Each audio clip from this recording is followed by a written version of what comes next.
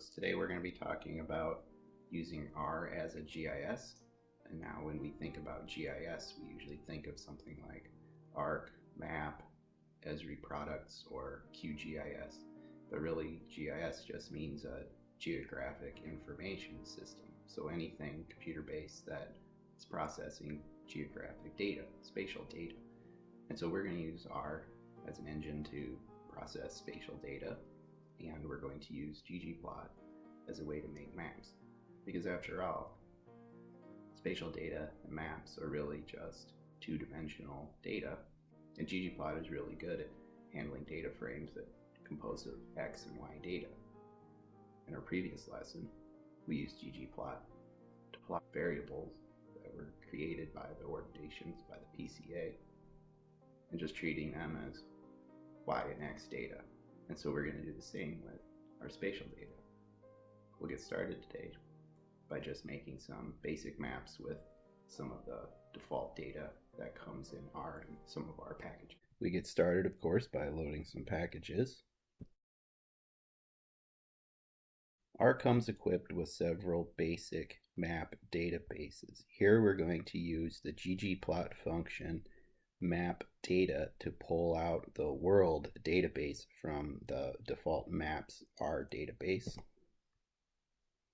We can see that this is stored as a data frame, which is just what ggplot needs to plot. We can see that it has longitude and latitude as the X and the Y variables, and some other information in this table that is over 99,000 rows long to plot the entire globe.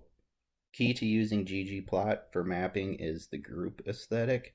It usually maps to the group column, which is typical for the data frame of most vector spatial objects like shape files. Group tells the geom in ggplot which of the longitude and latitudes should be connected and in what order to draw the boundaries of the features in the map. So if we're just interested in boundaries first, the outlines of the features, we use geom path, which just requires 3 aesthetics: longitude for X, latitude for Y, and we map group to group out of the world dataset. And this is the default map that's produced by the global data set that comes with R. If we want to fill features in and not just have their outline, we use geom polygon. Has the same required aesthetics. We give a fill argument for the color we want the interior of the polygons to be. In this case, we're going to use tidyverse to filter the world data set down to Canada for just one country, which is called region in the data set. So we filter on region for just Canada. This is the default ggplot for Canada, which shows a distorted version of the country because it's treating degrees latitude and degrees longitude as the same increments, but we know that there are more degrees longitude than latitude because of the ellipsoid shape of the Earth. It's not a perfect sphere, so a degree in latitude is different than a degree in longitude, but ggplot doesn't know that yet. We can tell it that it's handling latitude and longitude, and that our XY data are actually for making a map by defining Chordmap. We see a more vertically oriented map that is more proportionate in terms of X and Y degrees latitude, but we do see that we lose some of the information at the top because Canada is so far north and close to the poles, and we know that the behavior of longitude lines especially changes as we get towards the poles. We need to have a map projection that takes that into account. We can define our map projection with different arguments to Chordmap. There are several we're going to use the Polyconic projection right here.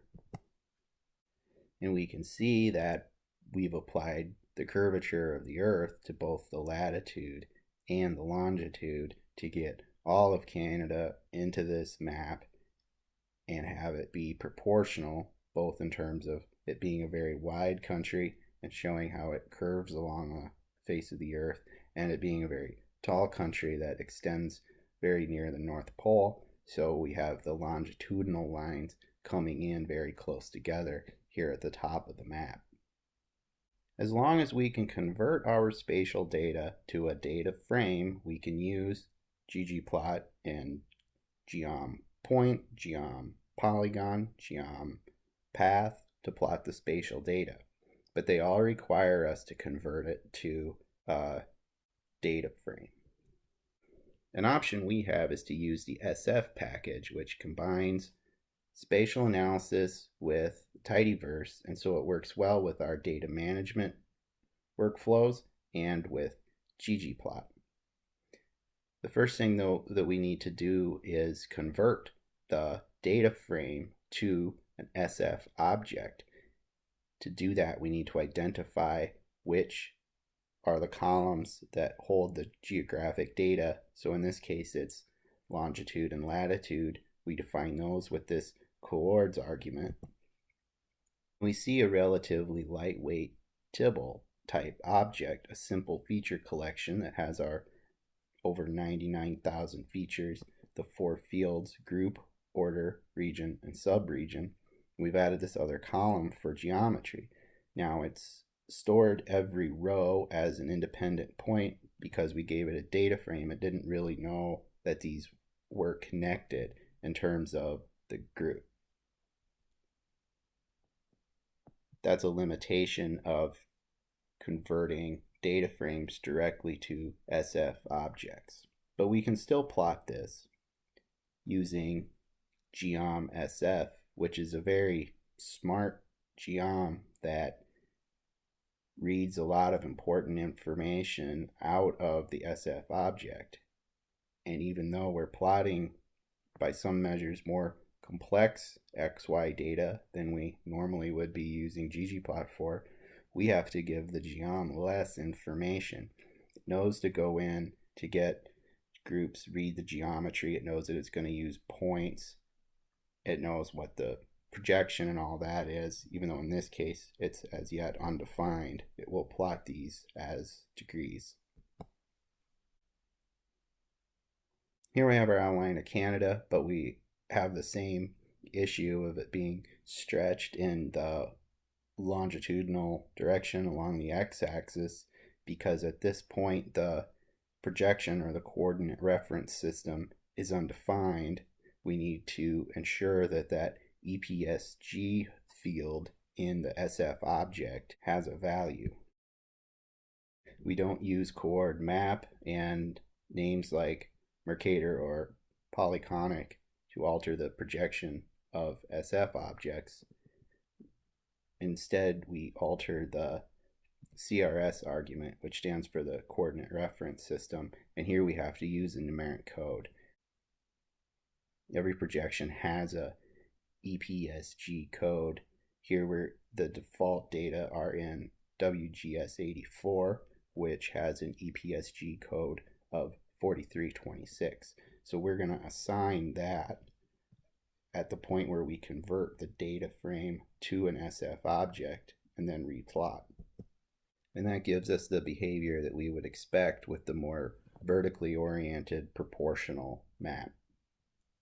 Once the coordinate reference system has been assigned, we can transform it into other projections using the ST_transform function. Here we're going to convert it to a pseudo-Mercator projection, which has EPSG code 3857.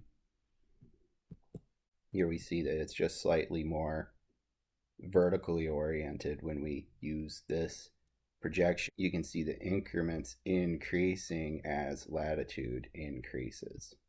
This is a limitation of Mercator projections, which tends to inflate the size of land masses that are closer to the poles.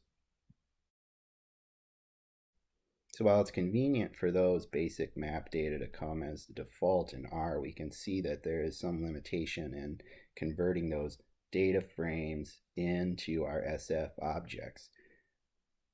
Very often we need to fetch data from external sources. One good one for making base maps for getting boundaries and other geographical information is the Natural Earth dataset, which is available online as a public domain geographic information database. And so not only is it freely available and comprehensive for the globe, there are R packages that interface with it so that we can pull those data into R without leaving our session. We'll load those packages now. And not only does R interface with the Natural Earth dataset, but it does so in a way that's very friendly for SF objects. In fact, the function that we use to retrieve country level information from the Natural Earth dataset allows us to specify that we want this to come into R as an SF object, so we don't even have to worry about converting it once we've downloaded it. This system pulls in a lot of information. Here we can see there are nearly 65 different columns of information that comes in for each country. Information includes description of its economy. Canada is a developed region and a member of the G7 group of nations. We see that it has an estimated population of 33.5 million people. We can view that in ggplot. This is the default output of geom_sf when we're using data from the Natural Earth database. We can change the projection to one that's more polyconic, the 26913 EPSG code. Alter the theme just like any ggplot. Here we'll fill Canada, the polygon, with red, and we will alter the axis a little bit. Here we have a proportionate map of Canada with longitude and latitude lines reflecting the curvature of the Earth to account for the fact that Canada is very wide and tall and located near the North Pole. So that was pretty easy, but then our data and our maps are actually pretty simple. So in the next lesson we'll add a lot more data from different sources and add a lot more information to our maps. The lesson this week was brought to you by the following tidyverse functions: map data and filter. From ggplot we used geompath and geompolygon to make our maps. We also loaded the SF package and used the functions geom_sf to make maps, and st as SF and st_transform to work with our data. We also used the Natural Earth database, which we accessed using the NE_countries function from the R Natural Earth package. And the lesson today has been brought to you by the letter R.